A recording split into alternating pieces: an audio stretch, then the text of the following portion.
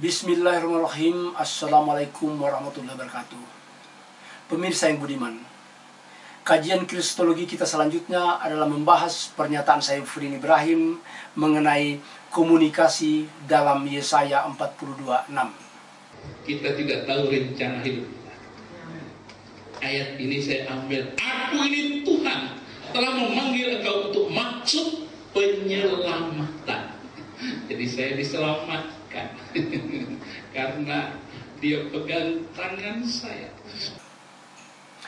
Saifuddin Ibrahim sangat bangga dan melakukan salah kaprah yang ketiga. Jadi saya diselamatkan karena dia pegang tangan saya. Wah, menurut Saifuddin Ibrahim, ayat ini adalah komunikasi Tuhan Yesus dengan dirinya.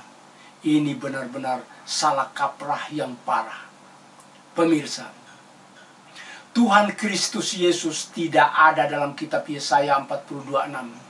Demikian pula Saifuddin Ibrahim dan siapa saja penyembah Tuhan Kristus Yesus tidak ada di sana.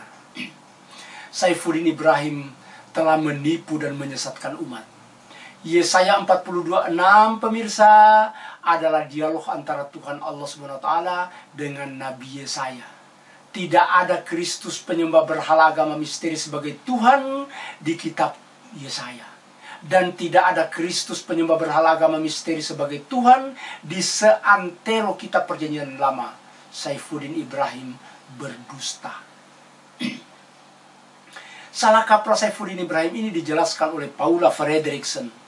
Paula Fredriksen dalam bukunya From Jesus to Christ di halaman 14. Sebagaimana saya sudah ulang kembali. This Greek rendering of YHWH was altered in later Christian manuscript of the LXX to Kurios, our Lord, and thus understood to refer to the pre-incarnate Lord, i.e. Christ. Wow. Pemahaman Yunani dari YHWH ini diubah dalam naskah Alkitab bahasa Yunani menjadi Kurios, atau Tuhan filsafat Yunani, yang kemudian dimaknai oleh umat Kristen mengarah ke Tuhan yang menjadi manusia, yakni Kristus Yesus, Tuhan yang menjadi manusia. Salah kaprah yang fatal dari Saifuddin Ibrahim ini dijelaskan pula oleh Uskup John Selby Spong dari New Jersey dalam bukunya Liberating the Gospel di halaman 12. Apa kata John Selby Spong? But those who believe themselves to be Christians were also not willing to admit that their faith tradition was in fact built on hoax or ignorance or a total misconception. Tetapi mereka umat Kristen yang percaya juga tidak mau mengakui bahwa keimanan mereka ternyata dibangun di atas cerita bohong, kebodohan, dan salah kaprah yang parah. Saifuddin Ibrahim, Anda melakukan salah kaprah yang parah berulang-ulang. Ini sebagaimana dikatakan oleh John Selby Spong. Salah satu korban salah kaprah yang parah yang kita saksikan saat ini, pemirsa, adalah Saifuddin Ibrahim. Ketika dia membaca kitab suci umat Yahudi, yang timbul di otaknya adalah konsep ajaran penyembah berhala. Ketika dia membaca komunikasi antara Tuhan Allah dengan Nabi Yesaya, yang muncul di benaknya adalah komunikasi Tuhan agama misteri yang mati dan bangkit kembali dengan seorang penyembah Kristus agama misteri dari Bima, Saifuddin Ibrahim. Saifuddin, kitab Perjanjian Lama adalah kitabnya umat Yahudi yang sudah ada ribuan tahun sebelum Anda lahir di Bima. Mereka yang memiliki otoritas untuk menjelaskan terjemahan dan penafsiran ayat-ayatnya. Saifuddin, saya sudah ke Yerusalem, saya sudah ke Bait Allah, saya sudah bertemu dan berdialog dengan Direktur Temple Institute, Rabbi Chaim Richman PhD. Dalam bincang-bincang kami sebelum berpisah, beliau kembali menegaskan, Tuhan Allah itu esa, tidak ada Tuhan Yesus dalam kitab Perjanjian Lama, sama sekali tidak ada. Oleh karena itu, sangat tidak mungkin Tuhan Allah yang disembah oleh Yesus akan membimbing dan menyelamatkan Saifuddin Ibrahim, manusia musyrik, penyembah Yesus yang diberhalakan sebagai Tuhan. Sangat disayangkan kalau Saifuddin Ibrahim tidak tahu atau barangkali lupa bahwa mentornya Paulus telah dicuci otaknya dan disesatkan oleh setan. Ini dijelaskan oleh Yakobus dalam suratnya.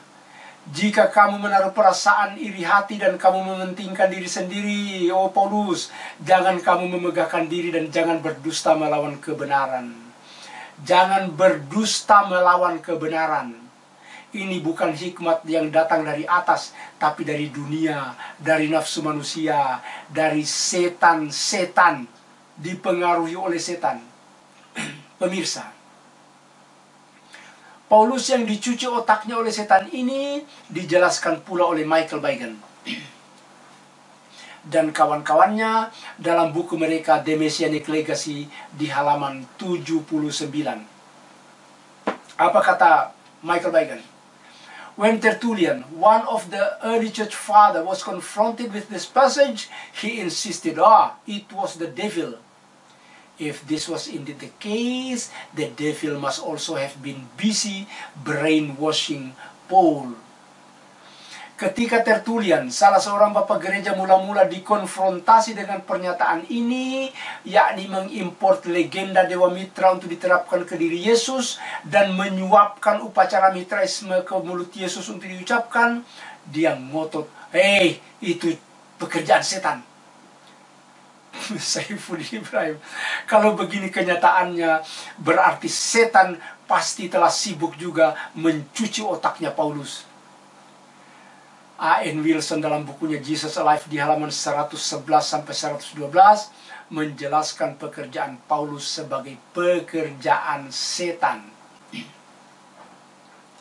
Jesus Alive, A.N. Wilson. Had Jesus the Galilean Hasid been able to look into the future, might he have felt the temptation to convert Paul to send dissension into the synagogue of Ephesus, Athens, Corinth, Rome, to establish new world religion? Would he have been tempted to found a church or several churches, each accusing the other of heresy and denouncing their followers' believer by the means of councils, papal, bulls, inquisition and wars, until the capital of the empire stood thick with the temples devoted to the worship of Jesus and called down the very presence of Jesus into their midst? It is actually hard to suppose that the Jesus of the New Testament would have found it tempting, since it would have seemed to him so obviously like the work of the devil. The work of the devil. Saifuddin Ibrahim, andai kata Yesus dapat melihat jauh ke depan, mungkinkah dia akan tergoda untuk memurtadkan Paulus dan mengutusnya menciptakan pertikaian di sinagoga di Efesus, Athena, Korintus, dan Roma? Mungkinkah dia tergoda untuk mendirikan gereja yang saling mengutuk dan mengkafirkan satu sama lainnya? Melalui sidang gereja, inkuisisi dan perang, sampai ibu kota kerajaan berdiri katedral sebagai pusat penyembahan Yesus sebagai Tuhan dan memanggil kehadirannya di tengah mereka? Pak Saifuddin, sangat tidak mungkin, karena di matanya Yesus semuanya ini, pekerjaannya Paulus ini jelas-jelas merupakan pekerjaan setan. Pekerjaan Paulus dan gereja ini adalah pekerjaan setan. Saifuddin Ibrahim, Anda benar-benar menyesatkan umat dengan ikut-ikutan melakukan pekerjaan setan seperti yang dilakukan oleh mentor Anda Paulus.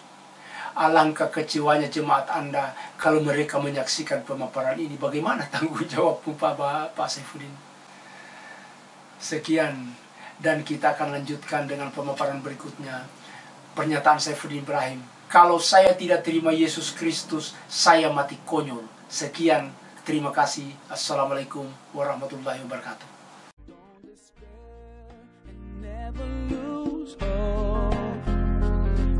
Allah is always by your side.